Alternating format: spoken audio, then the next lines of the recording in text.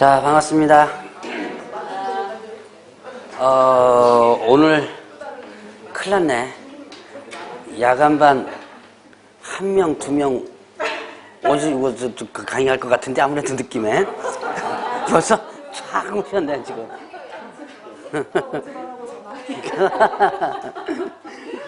봅시다. 힘들면 제가 올게요. 아유, 안 오셔도 됩니다. 한 둘, 저쪽에 둘, 셋, 3명 정도는 오겠구나. 자, 오늘 어디 할 차례인가요? 이제 저기 중개 실무를 들어가는데 저번 주에 잠깐 아마 제가 얘기했을 거예요, 아마. 중개 실무 쪽은 오늘 주택임대차하고 상가임대차 보법하고 그다음에 경매 부분을 할 거다라는 얘기를 했죠. 근데 저기 수요일 날인가 주임법 상임법을 배웠던 것 같은데. 배웠죠? 조금 배웠어요. 저기 민사특별법 파트를 다 나갔나요? 어땠어요? 다 나가고 어느 부분 나갔죠? 민법에서?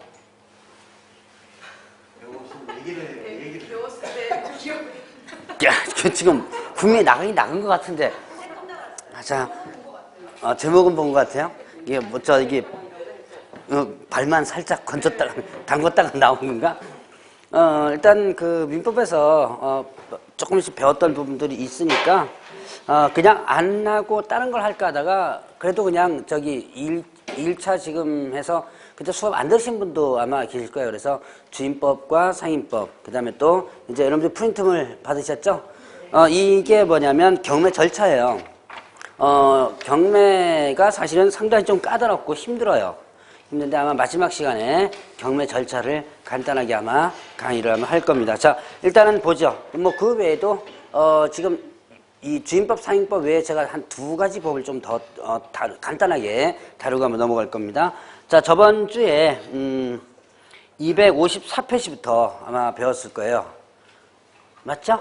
254페이지에 업무 정지 기억나나요? 자, 일주일 됐습니다. 야, 벌써 세월도 참 빠르네. 여러분과 제가 만난 게 지금 엊그제 같은데 벌써 2개월이 지나가죠? 정말로 이게 세월이 빨리 지나가는 게 여러분들은 2개월마다 이렇게 한 바퀴씩 돌죠. 각 과목별로 싹 2개월만 돌 거예요. 이게 언제 세월이 갔는지를 모를 정도로 세월이 금방 확 지나갑니다. 이게 2개월 그냥 책 들고 왔다 갔다 하면서 2개월 그냥 하다 보면 진도 나가거든요. 그럼 2개월 지나간 거예요. 또 우저저저 하다 보면 또 차가운 건 또 진도 나가면 또 2개월 지나갑니다. 이게 세월이 순간적으로 지나가요. 지금은 10월 29일인가요? 시험 예정 날짜가? 언제 저기 오나는데 순식간에 와요, 진짜로. 그러니까 여러분들이, 자, 이제, 벌써 2개월이 그냥 순식간에 지나가고, 다음 주부터는 또 2016년, 무슨 년이라 그랬죠? 예. 발음 좀 조심하라 그랬죠? 예. 그래서, 이제 16년이 들어옵니다. 자, 일단 저번 주에 배웠던 업무정지 부분 있죠? 자, 업무정지 부분에서 보면, 업무정지권자가 누구였죠? 업무정지권자? 예. 등록관청이죠? 자, 등록관청이고, 업무정지는 몇 월 범위에서 하는 거? 예, 6월 범위에서 업무정지를 하여야 한다 그랬나요? 할 수 있다 그랬나요? 예, 이거는 할 수 있다 그랬죠. 자, 그런 것들. 업무정지 사유는 제가 이렇게 지금 다 다루면서 넘어갈 필요는 없을 것 같아요. 자, 그러면 뒤로 넘어가면, 자, 재등록 개업 공개서에 대한 행정 제재 처분 효과의 승계. 자, 폐업했다가 다시 등록을 합니다. 그러면 폐업 전에 개업 공개서 지위가 어떻게 된다 그랬어요? 지위가 승계된다라고 했었죠. 자, 그래서 개업 공개서 지위가 일단은 승계된다. 그래서 폐업 전의 행위에 대해서 어떻게 한다? 폐업 전 행위에 대해서 다시 등록 취소라든가 업무정지 처분을 할 수 있다라는 것이 그런 부분이었고요. 자, 그 다음에 이제 뒤로 넘어가면 뭐가 나오냐면, 공인중개사에 대한 행정처분이 있었죠? 자, 공인중개사에 대한 행정처분이 뭐뭐 있었어요? 자격 취소, 자격 정지. 자격 취소는 일단 모든 개업공개사에게 하는 부분이고요. 자격 정지는 어떻게 돼요? 소속 공인중개사에게만 하는 부분이다. 그래서 자격 취소권자는 누구? 자격 취소권자는 예, 시도의사 중에서 교부한 시도의사라고 그랬죠. 자, 그러면 자격 취소는 네 가지 사유가 있었죠. 자, 자격 취소는 하여야 한다, 할 수 있다. 예, 하여야 한다. 자격 취소는 그 사유가 발생되면 반드시 어떻게 돼요? 해줘야 되는 하여야 한다라는 부분이었고요. 자, 그다음에 자격 정지가 있었죠. 자격 정지는 마찬가지로 시도의사, 교부한 시도의사가 하는데 자격 정지는 몇 월 범위 내에서? 몇 월 범위? 예, 6월 범위 내에서 자격 정지를 하여야 한다 그랬나요? 할 수 있다 그랬나요? 예, 할 수 있다. 자, 여러분들 사유를 뭐 자격 취소, 자격증 사유를 머릿속에 암기하는 것도 중요하지만 사실은 이게 더 중요해요. 할 수 있다, 해야 한다. 뭐 이런 것들을 여러분들 구분을 좀 해주라라고 했었죠. 자, 그러면 이제 뒤로 넘어가면 거래정보사업재단 행정처분 있었죠. 거래정보사업재단 행정처분으로서 뭐가 있었다?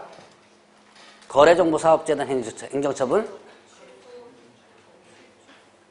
자, 지정 취소가 있었죠. 정지가 있었어, 없었어요? 정지는 없었죠? 정지는 없었고 취소만 있었습니다. 그래서 지정 취소. 자, 그러면 이때 지정 취소는 누가 하는 거? 예, 취소권자는 국토부 장관이고요. 지정 취소를 하여야 한다 그랬나요? 할 수 있다 그랬나요? 예, 할 수 있다. 기본 베이스를 이런 것을 좀 깔고 넘어가시라라고 하는 거. 자, 그래서 이제 이게 행정처분은 행정관찰성 있는 처분이고, 그 다음에 이제 벌칙 부분이 있었죠? 행정벌. 자, 이제 여러분들 267페이지로 넘어갑니다. 그러면 행정벌이 뭐가 있다? 행정형벌과 뭐가 있었어요? 질서벌. 행정형벌, 행정질서벌. 자, 행정처분하면 머릿속에 뭘 기억하라고 그랬어요? 행정처분하면 머릿속에 취소, 정지를 기억하라고 그랬죠? 자, 그럼 형벌하면 머릿속에 뭘 기억하라고 그랬죠? 징역, 벌금과 징역을 기억하라고 그랬죠? 형벌이라고 그랬습니다. 그래서 징역, 벌금을 기억하라. 그러면 또 행정질서벌하면 뭘 기억하라고 했어요? 과태료를 기억하라라고 했었죠. 그래서 여러분들이 벌금과 과태료는 반드시 구분을 좀 해줘야 된다라는 부분도 있었습니다. 자, 그래서 이제 형벌로서 뭐 3년 이하의 징역 또는 2,000원 벌금, 그 다음에 또 1년 이하의 징역 또는 2,000원 벌금인데, 자, 3년 이하의 징역 또는 2천만 원의 벌금 보면 어떻게 돼요? 뭐 그거는 이제 사유만 한번 간단히 3-만 보고 넘어가죠. 이게 뭐 어떻게 돼요? 금지행위가 3개가 있었어요. 금지행위가 3가지가 있었고 나머지 2개가 뭐 있다? 무등록하고 그 다음에 뭐예요? 거짓 부정등록. 자, 다시 한번 금지행위 3가지. 금지행위 3가지 뭐였죠? 3- 증서, 중개매매업, 직접거래, 쌍방대리, 그 다음에 투기조작행위. 자, 이게 금지행위의 3-에 3가지가 있었고, 그 다음에 꼭대기에 무등록하고 거짓부정등록. 요게 3-였죠. 자, 그래서 배웠던 거 잠깐 기억만 하고 그냥 넘어가세요. 자, 외우려고 자꾸 이러지 마세요. 지금부터 머릿속에 자꾸 외우려고 그러고, 어디 보니까 뭐 암기법도 뭐 돌아다니는 것 같은데, 벌써 그렇게 하지 마세요. 그냥 뭐, 그거 해가지고 뭐, 지금 암기법 해가지고, 중개사법이라든가 이런 거 정력 있으면 뭐에 치중하라? 예, 1차에 치중을 하세요. 그래서 여러분들이 일단 물론 이제 1차 합격자분들은 물론 공부를 하는 부분이 있겠지만 1, 2차 같이 공부하시는 분들 같이 따라가려고 하지 마세요. 1차 합격자랑. 여러분들은 무조건 어디에다가 지금 1, 2차 같이 공부하시는 분들은 무조건 어디에다가 치중해야 된다? 예, 1차에 치중을 해줘야 돼요. 무조건요. 자, 어쨌든 여기서 3- 이런 식으로 있고 1년 이하 징역처럼 벌금 쭉 보면 자, 넘어가고요. 자, 양벌규정이라는 개념 있었죠. 양벌규정. 양벌규정이란 뭐랬어요? 양쪽을 벌하는 거다라고 했었죠. 양쪽을 벌하는 거. 자, 그러니까 고용인이 이 법 위반해가지고 3-1-1 위반 행위를 했다라고 한다면 그를 벌하는 외에 누구도 같이 벌한다? 개업, 공인중개사도 같이 벌한다 그랬죠? 벌하는데 어떻게 벌한다 그랬어요? 네, 동조에 규정된 뭐를 구한다? 벌금형을 구한다. 자, 그래서 직원 때문에 징역 간다 안 간다? 안 간다 그랬죠? 뭐만 문다 그랬어요? 벌금만 문다라는 거. 그런 부분이 있었고요. 자, 그래서 여러분들 이제 양벌 규정 부분에서 뭐 이런 것도 있었죠? 상태가 좀 애매한 부분 규정 하나 있었죠? 상당한 주의와 감독을 게을리하지 않은 경우는 양벌 규정 적용되지 않는다. 그 상당한 주의와 감독을 게을리하지 않은 경우가 과연 어떤 경우냐?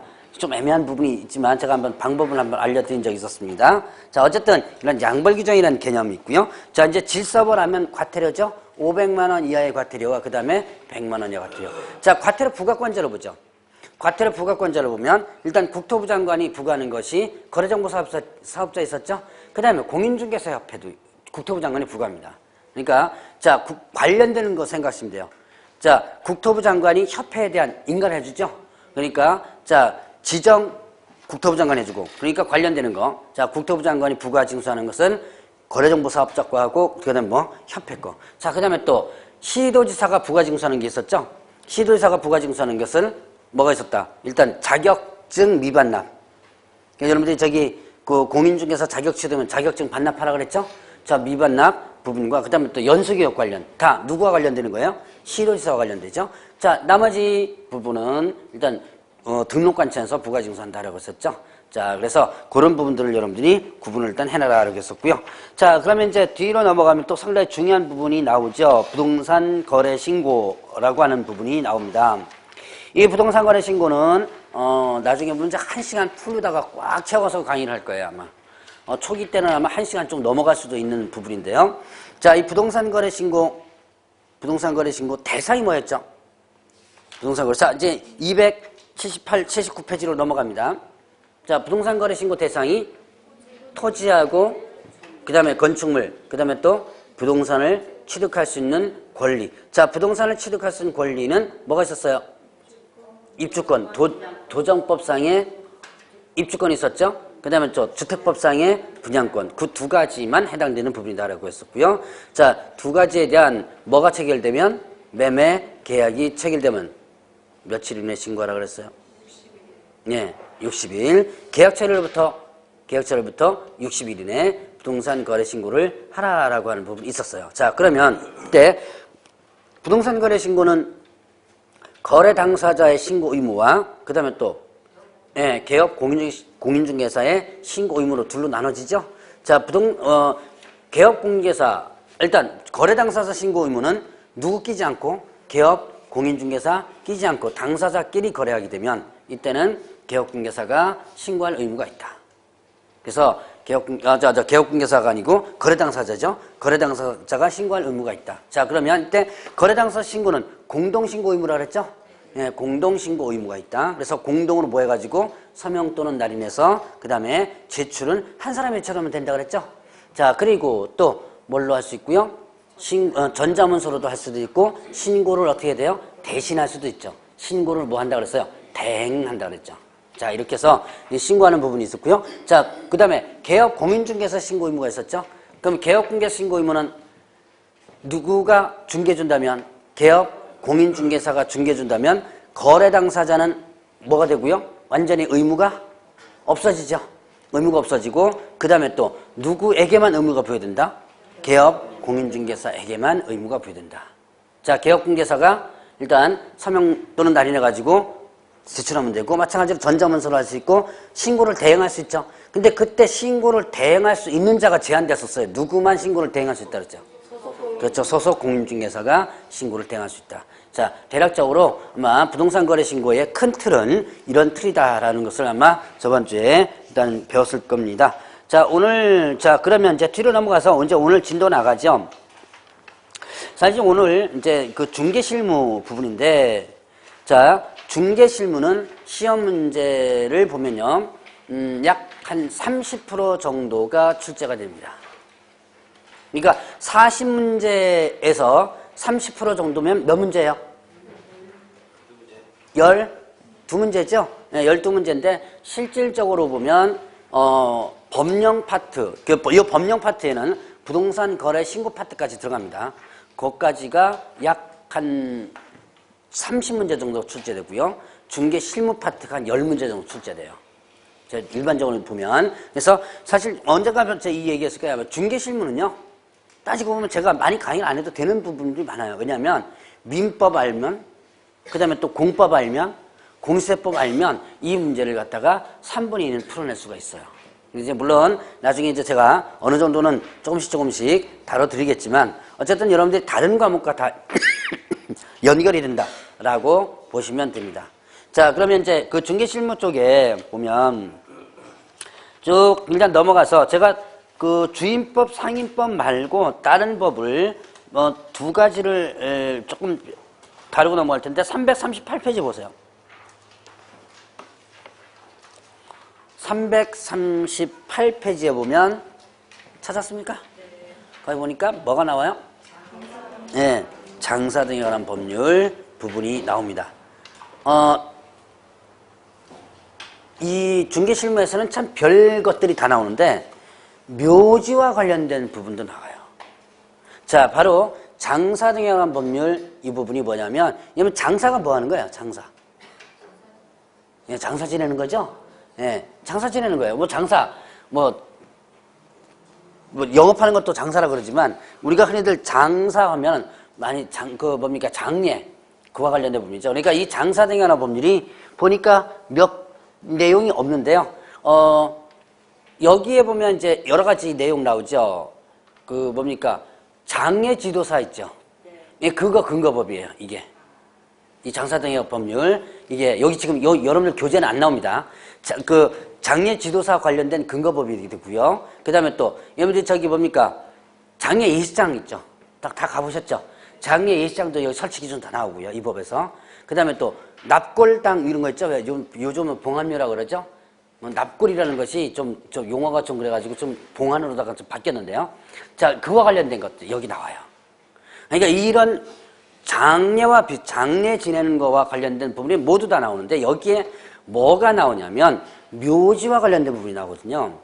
근데 묘지와 관련된 부분이 시험 문제 아주 잘 나옵니다. 중개실무에서 거의 매년, 요번에는 아마 좀 안 나온 것 같은데 거의 매년 출제가 됐었어요. 그래서 알아두시면 또 편리해요. 묘지 관련된 부분. 그래서 이 장사에 관한 법률에 있어서 묘지가 어떻게 있는가라는 부분을 한번 정리를 한번 해보죠. 자, 여러분들 교재 보니까 이런 게 나오네요. 용어의 정의하는 부분 있죠? 거기 보면 자연장 혹시 들어보셨어요? 자연장 뭐 하는 거예요? 자연장. 여러분들 자연장이라는 개념 많이 들어봤을 거예요, 아마. 이게 뭐냐면 수목장이라고 그러죠. 왜? 수목장. 자, 그 수목장이라고 해가지고 자, 화장을 하지요? 여러분들 이제 죽으면, 여러분들이 죽는 게 아니고 사람이 죽으면, 내가 이 얘기를 잘못했다 이거 아니죠? 자, 그래서 그 화장을 하면 뭐가 나와요? 화장해서 이제 불이 나오죠? 이걸 대부분 이제 납골, 이렇게 이거 해가지고 이제 납골당에다가 하는데, 그러지 않고 나무 같은 걸 심어요. 나무나 이런 걸 이제 공간을 만들어서 심은 다음에 그 나무 밑에다가 묻는 형태. 요것이 바로 자연장입니다. 그래서 여러분들이 자연장은 실질적으로 유럽에서 상당히 많이 나왔던 부분이에요. 그러니까 여러분들 혹시 텔레비전 같은 데 이렇게 보면 그 유럽에 보면 이게 산림 있죠? 뭐 이렇게 오는데 왜 다 구경하는 유명인 사모입니다.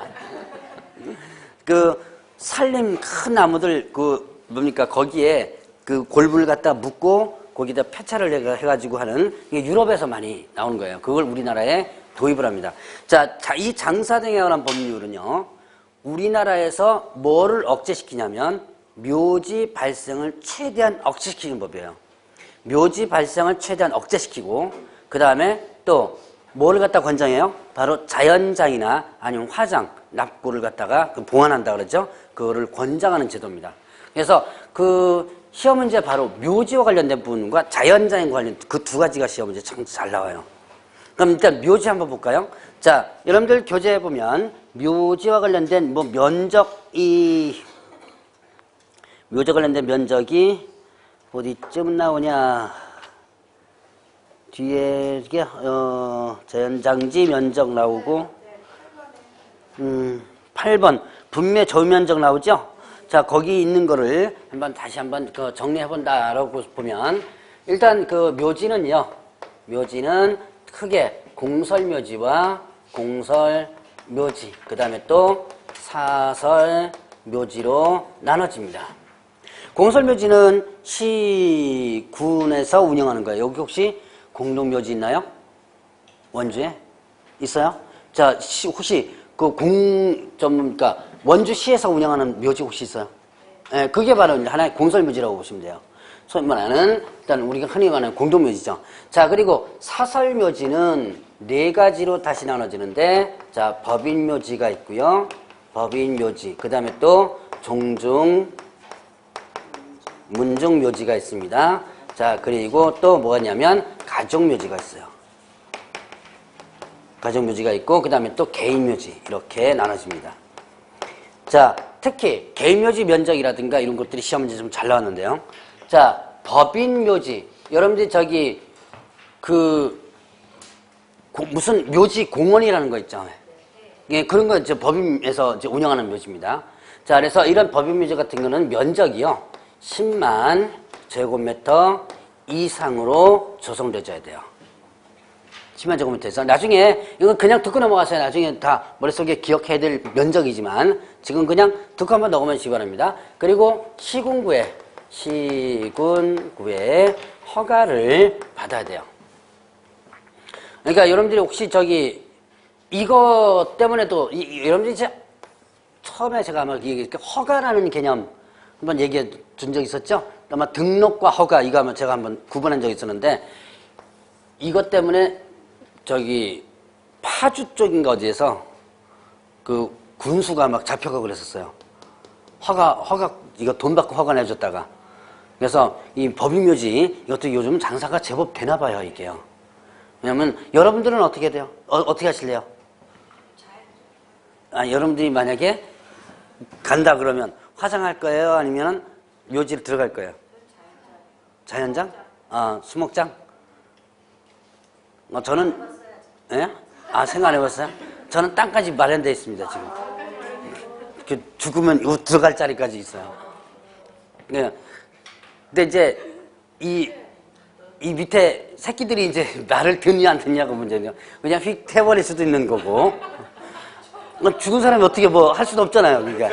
예, 그러니까 내 새끼들이 이제 어떻게 하냐는 지 알아서 하는 거고. 어쨌든 예?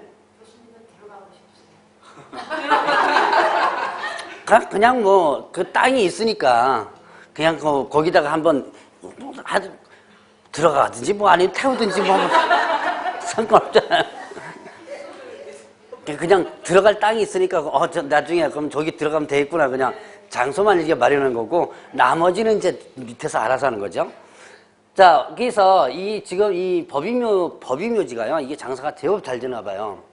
그 춘천 쪽으로 가다 보면 얼마 전에 묘지가 또 하나 생겼더라고요. 법인묘지가 산 깎아가지고 묘지가 하나 생겼던데 어쨌든 자, 이 면적이 10만 제곱미터 이상이에요. 자, 그러면 종중문중 묘지가 있죠. 종중 아시죠 뭔지? 예, 젊으신 분들이 가끔 물어봅니다. 종중이 뭐예요? 물어보는 분이 실제로 있어요. 질문을 하시는 분은. 자, 이거는 1전 제곱미터 이하로 조성돼야 되고요. 자, 이거는 또 허가 받아야 돼요. 자, 그리고 뭐 가족묘지가 있는데요. 자, 이 가족묘지는 직계가족묘지입니다. 증조할아버지 할머니, 고조할아버지 할머니 직계가족 있죠? 직계가족만 하는 건데 이 가족묘지는 100제곱미터 이하로 조성돼야 되고요. 마찬가지로 시군구에 허가를 받아야 돼요. 자, 요거는 법인묘지는 법인으로서가 운영할 사람만 해당되는 거고 이거하고 이거는 여러분들과 그렇게 많이 물론 가족묘지는 좀 많이 관련되는 분들이 아마 좀 있을 거예요, 아마. 자, 근데 이제 많이 관련되는 것이 개인묘지죠. 자, 개인묘지는 면적이 30제곱미터 이하로 조성돼 줘야지만 됩니다. 30제곱미터 이하고요. 자, 이거는 설치 후 30일 이내에 신고를 하도록 돼 있어요. 그래서 요게 시험 문제 상당히 잘 나왔어요. 이거 벌써 요 개인묘지 문제만 한 5번 정도 나왔나 그랬을 거야 아마. 그러니까 요게 별거 아닌 것 같은데도 이런 면적 문제라든가 허가받는 거, 신고되는 거 이런 것들 의외로 시험 문제 잘 나옵니다. 그러니까 한 번씩 자, 그래서 이렇게 개인묘지는 이렇게 신고를 하면 되는데요. 신고 안 하면요 300만 원 이하의 과태료가 돼요. 근데 이게 의외로 저 시골에서 날 모르는 사람들이 와가지고 묘지 쓰면 막 신고하고 그런 모양이더라고요. 그러니까 서로 아는 사람끼리, 동네에서 아는 사람끼리 묘지를 쓰면요 신고를 거의 안 하는데 이게 옆에서 이제 찌르는 거죠. 그런데 날모르는 산에 와가지고 하면 신고를 의외로 많이 하나 봐요. 만약에 이렇게 신고를 안 하면 300만 원의 과태료 먹습니다. 이제 저희 아버님이 3년 전에 돌아가셔가지고 묘지를 썼는데 우리 땅에다가 썼어요. 농지에다가 썼거든요. 신고를 하러 딱 하니까 하지 말래요. 거기서 공무원이 하지 말라는 게 뭐냐면 귀찮다고 농지 전용 허가를 다시 받아야 된다 그러더만요. 임야를 갖다가 하면 임야 전용 허가를 받아야 되고요. 그것도 그 부차적인 부분도 또 많더라고요, 보니까. 그래서 그냥 신고하러 갔다가 그냥 온 적이 한 번 있었어요. 그러니까 동네에서 이렇게 문제만 안 생기면 요즘들은 그렇게 크게 많이 적응을 안 하는 모양 같더라고요. 근데 이제 날 모르는 사람이거나 외지인들이 와서 묘지서들이 어떤 신고하는 경우도 종종 있다 그래요. 어쨌든 자 이렇게 여러분들이 이제 이 허가 받는 거하고 신고하는 거하고 이런 차이점들하고 면적들 자 이런 것들을 이제 묘지 부분에서 한번 시험 문제 자주 나오는 부분이고요. 자 그다음에 이제 자연장이 있어요. 아까 자연장 뭐라 그랬어요? 수목장이라 그랬죠? 자 자연장지 자연장을 하는 땅을 뭐 한다? 자연장지라 그러겠죠. 자연장을 하는 땅을 자연장지라 그러는데 이 자연장과 관련된 부분은 일단 자 법인 자연장지가 있고요. 그 다음에 종교 자연장지가 있어요. 그리고 또 종중 그 다음에 문중 자연장지가 있고 그 다음에 또 뭐가 있냐면 개인하고 그 다음에 가족 자연장지가 있습니다. 자 여기에는 묘지는 종교가 없죠. 종교가 없죠. 근데 여기에는 뭐가 있어요 지금? 자연장에는 종교 자연장지도 있습니다. 의외로 요즘 자연장 조성을 많이 하는 종교단체가 많이 늘어나요. 특히 절이라든가 천주교라든가 이런 쪽에서 자연장을 많이 좀 운영을 하고 있습니다. 실제로. 자 그러면 법인 같은 경우는 얼마냐면 자연장 땅 조성해야 될 것이 5만 제곱미터 이상 하고요. 자 시군구에 허가를 받아야 돼요. 묘지 사업 여러분들 나중에 저기 뭡니까 그 돈 좀 있으신 분들은 이 묘지 사업도 괜찮아요. 자연장 사업도 괜찮고 의외로 특히 저기 자연장은 아직까지 많이 안 알려졌어요. 실제로 이제 이 법에서 우리나라에서 도입된 게 이제 한 4년째가 됩니다. 많이 안 알려졌는데 묘지는요 하면 거의 꽉 들어찬다 그래요. 묘지 법인 묘지 허가 받아가지고 운영하는 거 있죠. 무슨 공원 해가지고 운영하는 건데 이게 조성해 놓으면 거의 2년 만에 더 찬다 그러더라고요. 그러니까 그 정도로 왜 이렇게 지금 이 묻힐 땅이 많이 부족한 모양이에요. 어쨌든 자 이렇게 일단은 법인 자연지 이렇고 자 종교는요 자 3만 이하예요. 3만 제곱미터 이하 그 다음에 시군구 허가 받는다. 자 그 다음에 이제 종중문중은요 2,000 제곱미터 이하고요. 자 이거는 사전 신고입니다. 허가가 아니 재작년 24회 때 문제 나왔던 거예요. 허가 받는다고 문제 나왔었습니다. 뭐 이런 것도 이제 나중에 다 문제를 한번 구성될 거예요. 그 다음에 개인 가족은 100 제곱미터 미만 이렇게 되죠. 이거는 설치 후 30일 이내에 신고하는 거. 30일 이내에 신고한다. 자, 그래서 면적들 한번 구분해 보고 넘어갑니다. 그냥 보고 그냥 넘어가세요. 나중에 다시 한번 또 정리를 할 기회가 있을 겁니다. 그래서 이렇게 앞으로 아마 묘지, 면적, 자연장지, 면적 이 면적 갖고 한번 쭉 정리를 다시 한번 해볼 거고요. 자, 그 다음에 또 여러분들 저기 교재 339페이지를 보세요. 거기에 하단 부분에 자 7번에 5번 한번 보시죠. 자 묘지와 관련된 부분에서 이런 것도 있네요. 자 묘지는 도로철도 그 다음에 하천구역 그 예정지로부터 얼마 이상이요? 네, 300m 이상. 개인가족 묘지는 200이죠. 자 그 다음에 20호인가 밀집지역이라든가 학교 그 밖에 공주 수리 집합판 시설 장소로부터는 500m 이상. 개인가족은 300 이상. 떨어진 곳에 설치하라. 이런 떨어진 곳 설치해야 된다라는 이런 내용도 있어요. 자 묘지가 자, 자연장과는 상관없습니다. 이거는요. 묘지를 하는데 도로나 철도 이런데 200m 이상, 300m 이상 떨어진 곳 설치하라. 왜 이렇게 떨어진 곳 설치해야 돼요? 이유는? 예, 이게 무슨 시설이에요? 흔히들 혐오시설, 비선호시설이라고 그러죠. 자, 그래서 무서워요? 예, 제가 다른 데는 잘 모르겠고 서울에 보면 망운이 있어요. 거기 공동묘지 있는데 거기 묘지 옆까지 다 주택가가 들어서 있어요.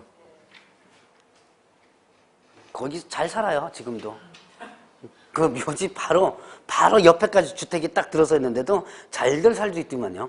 그러니까 걱정하지 마시고. 자, 묘지 물론 이제 혐오시설 부분이 있기 때문에 도로나 철도 이건 200m, 300m 떨어진 곳 설치하라. 근데 지금 여러분들이 지나가 보세요.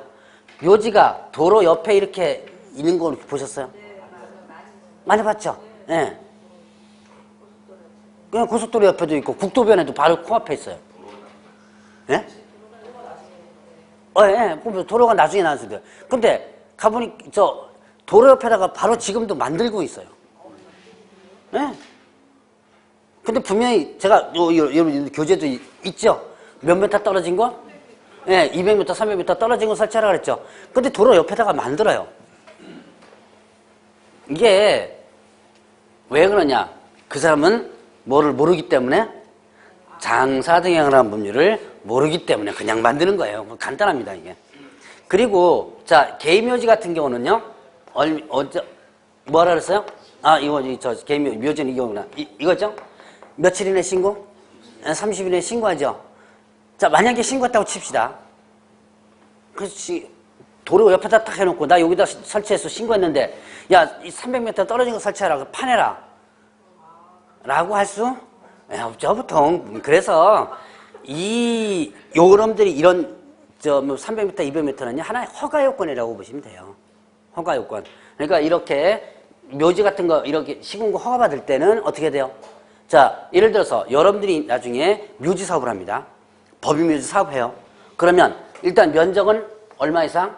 10만 제곱미터 이상의 땅을 일단 준비해야 되고요. 그 다음에 그 땅이 도로나 철도 하천 여기서는 얼마? 500m 이상 떨어진 곳 설치하고 300m 이상 20호 인가 밀집지역이라도 이것은 500m 이상 떨어진 곳에 있어야지만 뭐가 나는 거예요, 지금? 허가가 나는 거죠. 그러니까 허가 요건이라고 보시면 돼요. 그리고 혹시나 여러분들이 나중에 개인묘지, 여러분들 식구들 개인묘지 설치하는데 그냥 도로변에 있더라. 그럼 하면 됩니다. 상관없어요. 해놓고 야, 도로에서 얼마 떨어지고 했으니까 파내라 소리를 안 하니까 걱정하지 마세요. 개인묘지 같은 거는. 그러니까 혹시나 나중에 이렇게 나중에 이런 거 배워놓고 나서 300m 이상 떨어진 곳에 해야 되는데 내 땅에서 떨어진 곳에 보니까 좀 안 맞죠, 이게. 그래서 그런 거 상관없이 여러분들이 묘지 그냥 설치해도 상관없어요. 신고 들어가면 내가 신고하면 되는 거죠, 뭐. 며칠에 신고하면 돼요. 그러니까 30일에 요 도로 300m 이상 떨어진 곳 설치해야 된다. 그거 위반했다고 해가지고 어떻게 하라 소리는 없어요. 없고 다만 요걸 며칠 이내에 신고해야 돼요. 예, 이것만 안 하면 아까 뭐라 했어? 300만 원의 과태료라고 그랬죠. 그러니까 신고를 일단 안 했을 때가 좀 문제가 있지. 요거는 그렇게 크게 문제가 없어요. 그래서 하나의 허가 요건이다라고만 일단 생각하시면 됩니다. 자, 30일 지나서 신고가 들어가면 분쟁이 그것도 이제 과태료 대상이죠. 30 그걸 했다 그러죠. 자, 봅시다. 이제 이런 내용들 있고 그다음에 또 저쪽 340페이지를 보세요. 거기 보니까 또 뭐가 나오냐면 타인의 토지 등에 설치된 분묘에 처리하는 부분이 있습니다. 여러분들 혹시 민법에서 분묘기지권 배우셨나요? 들어보셨어요? 들어보셨어요? 분묘기지권. 안 배웠어요? 배웠나요? 안 배웠나요? 처음 들어봐요? 분묘기지권. 이게 정규 강의가 아니고 왜 토요일 날인가 뭐 할 때 그때 좀 다루고 그랬던 거 아닌가요? 제가 간단히 얘기하죠, 뭘. 그래서 이 분묘기지권이란 권하면 뭐예요? 권리죠? 자, 남의 땅에다가 분묘기지권은 간단해요. 남의 땅에다가 내 분묘를 설치하고 제사 지내고 벌초하고 할 수 있는 권리. 이걸 수호 봉제사 할 수 있는 권리라고 합니다. 자, 그 권리를 뭐라 한다? 분묘기지권이라고 그래요. 그래서 여러분들 이제 이전에 이제 공부하셨던 분들은 아마 기억할 거고요. 자, 그럼 분묘기지권은 내 땅에, 일단 내 땅이 아니고 남의 땅에다가 내 분묘를 설치하는 거예요. 우리 집 분묘를 설치해가지고 이거를 수호하고 뭐 벌초도 하고 무너진 데 있으면 가꾸고 뭐 이런 거죠. 자, 그 다음에 또 봉제사, 여기다 제사 지내고 할 수 있는 그 권리를 뭐라 하냐면 분묘기지권이라고 그러고요. 이 권리는 남의 땅에 됐기 때문에 지상권적인 성질을 갖게 돼요. 지상권은 아닙니다. 그래서 여러분들이 나중에 민법에서 볼 때 지상권 부분에서 배우게 되는데요. 자, 이걸 왜 얘기하냐면 여러분들 여기도 이제 분묘기지권 부분이 간단히 있지만 이 타인 소유 토지에 허락 없이 분묘를 설치하죠. 그러면 20년이 지나면요. 혹시 여기서 한번 들어보셨는지 모르겠어요. 이거를 시효취득한다 그래요. 이거는 들어봤죠? 아마 민법에서 요건 배웠을 거예요. 시효취득은. 몇 년 지나면? 예, 20년 지나면 분묘기지 권리를, 땅을 취득하는 게 아니라 그 권리를 취득하게 됩니다. 여러분들이 혹시 남의 땅에다가 묘지 쓰신 분 혹시 계세요? 저희 집은 남의 땅에다 했거든요. 구규림 있죠, 왜? 대부분 왜 시골에서는 다 구규림 많이 해요. 근데 구규림에다가 해놓고 지금 20년 넘었어요. 20년 훌쩍 넘어가지고 지금은 어떻게 돼요? 그 권리를 우리가 지금 주장을 하고 있습니다. 자, 이것처럼 남의 땅에다가 분묘 설치해가지고 평온공인에게 20년 이상 점유하고 했다면 취득되는데, 자, 이 장사 등에 관한 법률 2억에서는요, 남의 땅에다가 허락 없이 분묘를 설치하죠. 그럼 어떻게 되냐? 그 권리를 주장할 수 없도록 아예 못을 박아버린 거예요. 이 장사 등에 관한 법률이 2001년도 1월달이거든요. 2001년도 1월달부터 시행을 하게 되는데, 그 뒤에 설치한 분묘들은 이제는요, 허락 없이 남의 땅에다 분묘 설치하지 못해요. 그래서 요즘은 참 세월이 발달돼가지고 앉아서도 왜 구규림 같은 거 다 확인할 수 있죠. 위성사진 갖고. 그래서 구규림에다가 만약에 묘지 쓰면 나중에 몇 달 뒤에 가면 말뚝 하나 박혔을 거예요, 아마. 이 구규림이니까 언제가 파가시오라는 말뚝이 아마 박혔을 거예요, 아마. 지금은 구규림도 묘지 관리 철저히 많이 해요. 옛날에는 막 항공사진을 가끔씩 찍어가지고 확인한다 그러는데 요즘은 위성사진 갖고 바로 확인을 하기 때문에, 그래서 이제 남의 땅에다가 함부로 묘지 설치할 수 없는 그런 것이고요. 남의 땅에다 함부로 묘지 설치했을 때는, 자, 그 권리, 즉 분묘기지권이라는 권리를 주장하지 못하는 그런 내용이 지금 그 340페이지에 있습니다. 그래서 거기에 보면 타인 토지 등에 설치된 분묘에 처리하는 부분 있죠? 그러니까 허락 없이 분묘 설치하면 나중에 허가받아가지고 개장을 할 수 있는 부분이에요. 자, 그런 부분이 있고요. 자, 그 다음 그 밑에 보니까 묘지의 사전매매 금지, 이건 알아두시면 편리한 것 중에 하나입니다. 여러분들 나중에 언젠가는 다 묘지를 갖다가 사용할 수 있는 부분이기 때문에, 자, 묘지에 대해서는 이제는 매매, 양도, 임대차까지 해가지고 사전매매 등을 완전히 금지시켜요. 매매나. 자, 그래서 여러분들이 내가 죽으면 여기 묻히겠다고 뭐 만들어 놓은 거 있어요?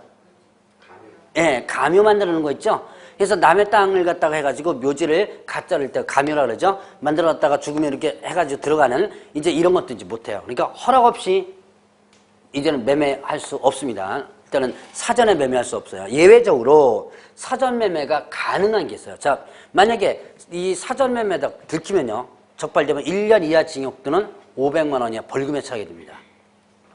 좀 이제 이 사전 매매가, 그러니까 이 법은 묘지를 어떻게 하는 법이라고 그랬어요? 이 장사 등에 관한 법률은 묘지를 어떻게 하는 법? 예, 없앤다는 거는 현실적으로 좀 그렇죠? 예, 없앤다는, 묘지를 억제시킨다는 거죠. 예, 억제시키는 건. 그러니까 사전 매매 이런 걸 금지하죠. 다만 이제 예외적으로 이제 70세 이상인자, 70세 이상인자, 여러분들 가족 중에 70세 이상인자가 만약에 계시다면 그 사람을 위해서 사전 매매하는 것은 가능해요. 그러니까 여러분들 저기 혹시 묘지 분양 뭐 이런 거 혹시 광고 보셨어요? 많이 광고 나오죠? 묘지 분양. 그러니까 가끔씩 이제 사전 매매 금지 이거 강의하면, 아니 저 분양 많이 광고 나오던데요 그래요. 바로 이런 사람들이 살 수 있다는 거예요. 자, 이렇게 70세 이상인자, 그 다음에 또 6월 이내에 사망 예정자.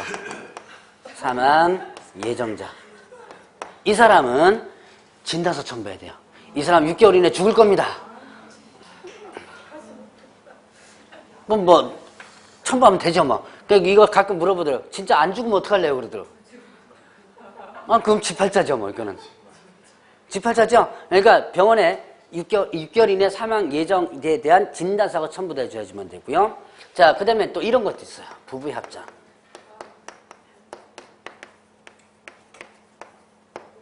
근데 부부의 합장인데 둘 다 살아있으면 안 되겠죠?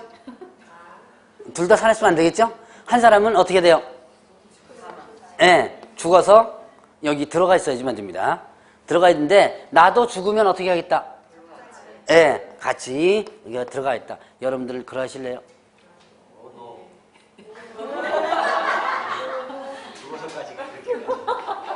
하기야. 제가 저기 부부에서 같이 부동산 하지 말라 그랬죠?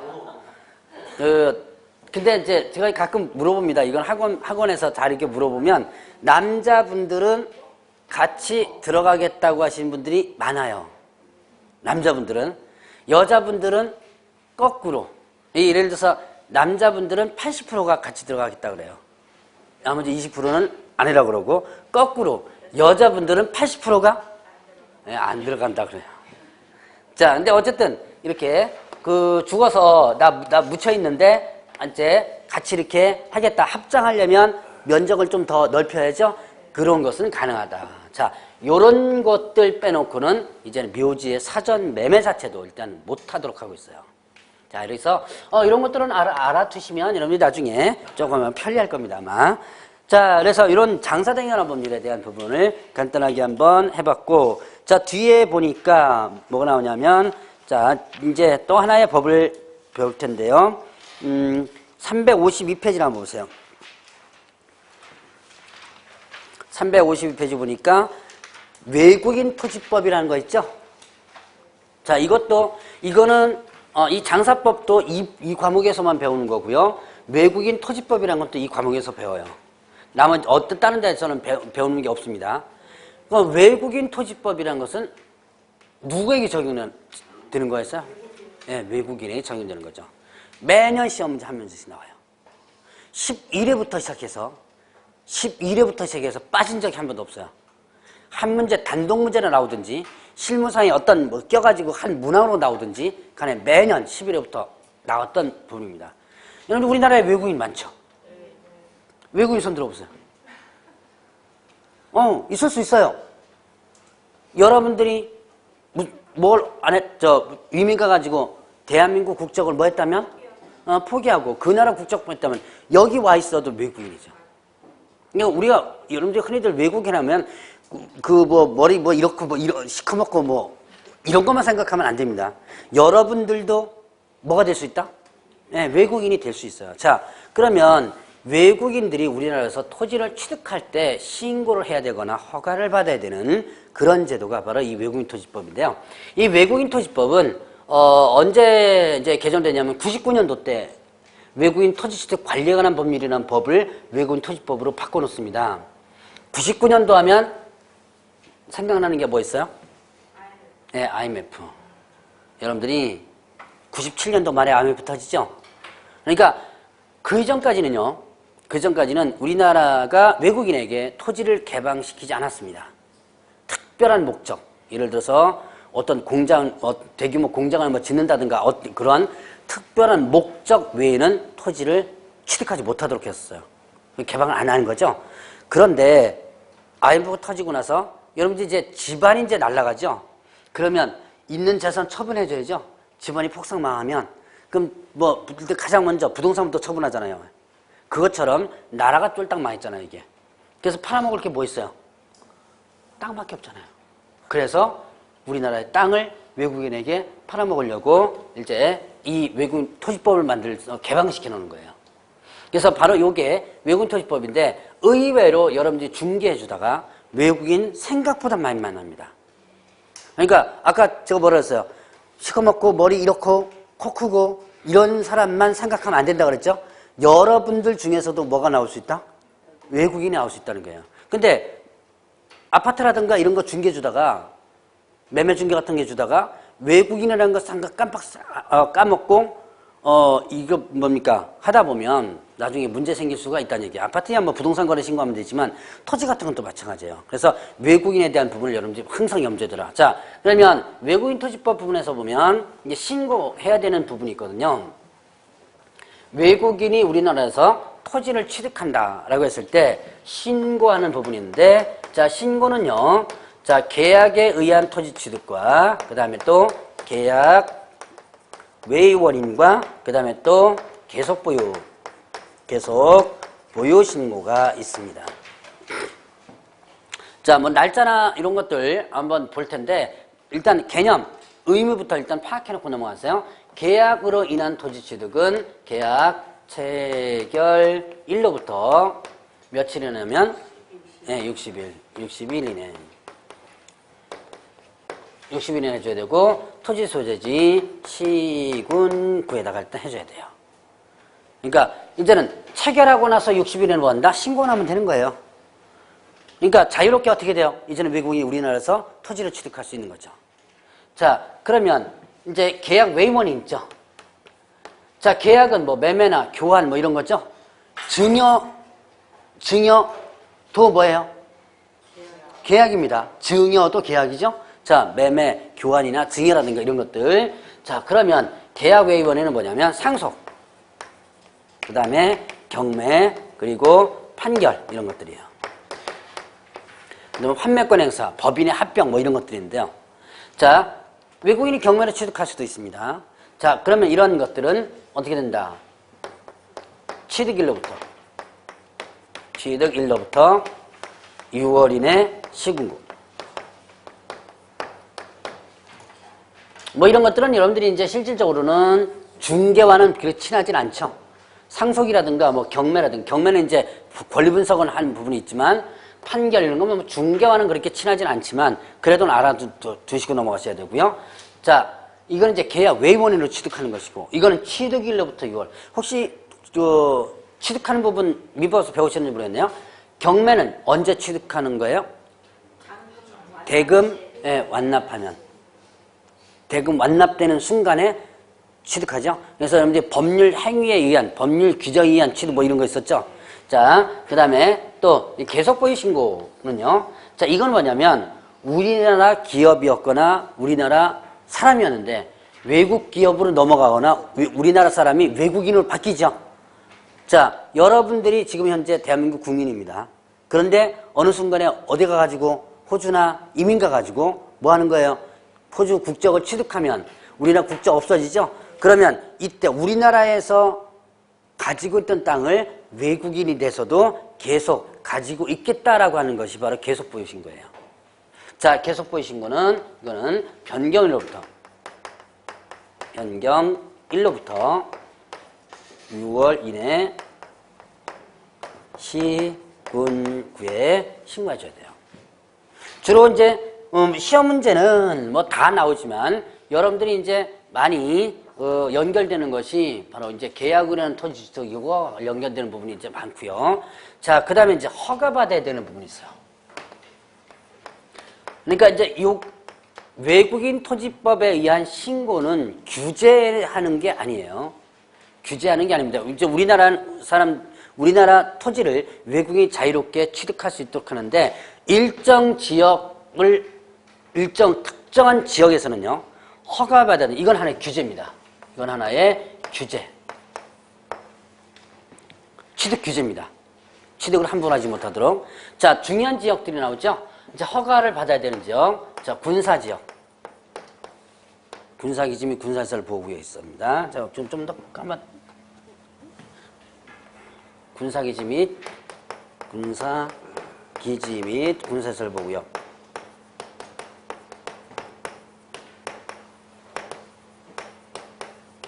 많이 보시죠? 지나가면서. 예, 뭐 원주야 뭐 군사도시니까 지금은 뭐 혁신도시 어쩌고저쩌고 원래 옛날에는 뭐 했었어요? 다 군사도시였죠? 예, 그래서 자, 이 군사기지 및 군사시설 보호구역, 이 여기에서는 어느 나라나 군사 쪽은 다 규제가 심하죠. 그래서 이거는 허가받아야 돼요. 자, 그 다음에 문화재, 보호물, 그 다음에 보호구역. 보호물, 보호구역. 자, 문화재와 관련된 부분. 상당히 또 중요한 부분이죠. 전쟁 나면 가장 먼저 털어가는 게 뭐예요? 문화재예요. 그러니까 우리나라 벌써 문화재들이 프랑스에 가 있고 일본에 가 있고 상당히 가 있죠. 자, 그래서 이런 부분들이 상당히 중요한 지역이죠. 자, 그 다음에 또 생태경관 보전지역, 생태경관 보전지역. 주로 이제 습지 뭐 이런 거 있죠, 왜? 원주, 혹시 원주 쪽에 생태경관 보전지역 있어요? 잘 모르시나요? 뭐 서울 쪽도 한강변 쪽에 보면 이런 생태경관 보전지역 많더라고요. 그러니까 저번 주에 잠깐만 얘기했을 거예요 아마. 그 다음에 야생생물 특별보호구역.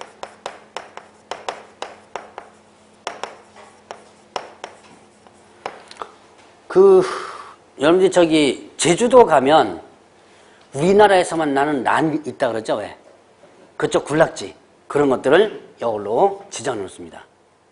그러니까 상당히 좀, 자, 4가지 지역, 나중에 다 기억해야 될 지역들입니다. 자, 4가지 지역에서는 뭘입니다? 허가를 받아야 된다. 그래서 이 지역 빼놓고는 다 뭐예요? 이제 신고만 하면 되는 거예요. 그러니까 외국인 토지법은 누구한테만 적용하는 거? 우리나라 사람 전혀 적용되는 거 아니고요. 외국인이 우리나라에서 뭐 할 때? 토지를 취득할 때만 적용되는 그런 특별한 법입니다. 그래서 의외로 여러분들이 중계를 해주다가 외국인들 상당히 많이 만나고 그러기 때문에 이 법도 이제 하나씩 공부를 좀 해놔야 되는 그런 부분인데 어쨌든 요 간단하게만 한번 짚고 그냥 넘어갑니다. 자, 그래서 신고해야 되는 거, 허가를 받아야 되는 지역들. 자, 허가는 여러분들이 한번 허가는 사전에 하는 건가요? 보통 일반적으로 사후에 하는 건가요? 그렇죠. 사전이죠. 그러니까 이 외국인 토지취득 허가는요, 이거는 계약 체결 전에 허가 받아야 돼요. 매매 계약 체결 전에 허가는 일단 받고 나서 계약을 체결해야 되면 되고요. 만약에 허가받지 않고 이렇게 계약 체결했다면 그 계약은 무효가 됩니다. 그렇게 강력하게 규제를 해놓는 제도가 바로 외국인 토지법이다. 자, 간단하게 이 정도까지만 일단 구분해보고, 자, 좀 쉬시죠. 쉬었다가 어디 피시냐면, 자, 이제 본격적으로 제가 일단 그 주택임대차보호법 있죠? 그거를 페이지가